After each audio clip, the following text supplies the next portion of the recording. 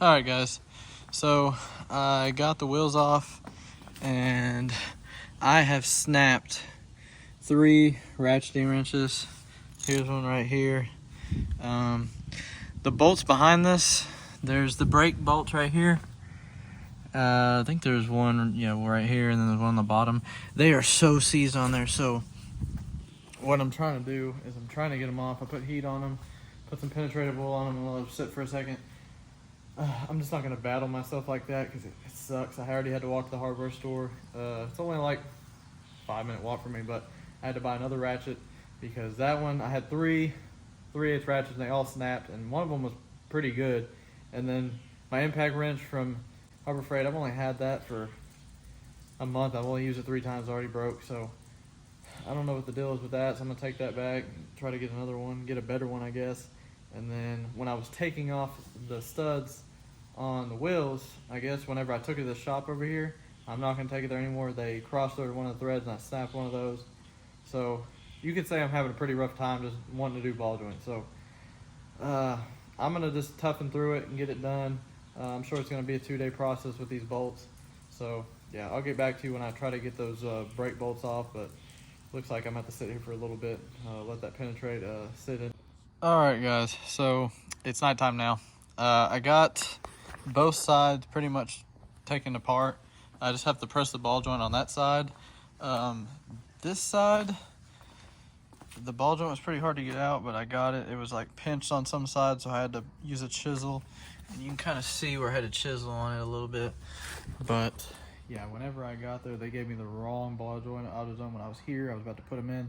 They were like ½ inch too large. So I had to go back, get the right size. Apparently, extended cab and crew cab have different ball joints. Doesn't make any sense. Still 1500 Z71, but they're different ball joints. So had to go back and get those. I'm gonna try to finish this tonight.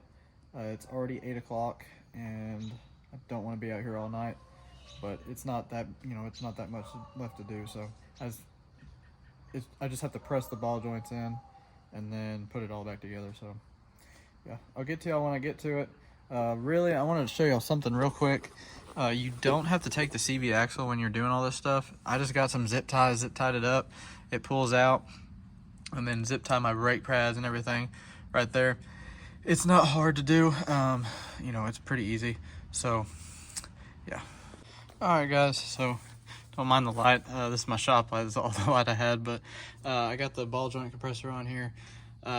If you can't find something, the rings didn't work for me. I had this machine block in my toolbox that I had from work. I just used that and it fits perfectly around that ball joint. So all I gotta do is press this ball joint in. I did it on the same side. I already did the other side. and then put it all back together. And it's really not that hard. It's just getting the ball joints out with this press. I had to learn how to use it. I know how to use it now. But yeah, ball joints suck. Next time I'd probably buy the whole control arm. I feel like it'd be worth it, because compressing and decompressing these ball joints is so dumb when you can just take everything apart, put it back together. But this was the cheaper route, so that's the way I went. I don't want to spend a whole lot of money in this truck, but you know, I want it to perform all right, so that's the whole reason I did these ball joints. All right, what's going on, guys? So I actually didn't finish last night. This is the next day, but I didn't have enough time last night. I told myself I'd work on it till 11 o'clock, and that's what I did. My body is freaking aching, but I got both ball joints pressed in. Almost got everything put together. I just got to do the driver's side now.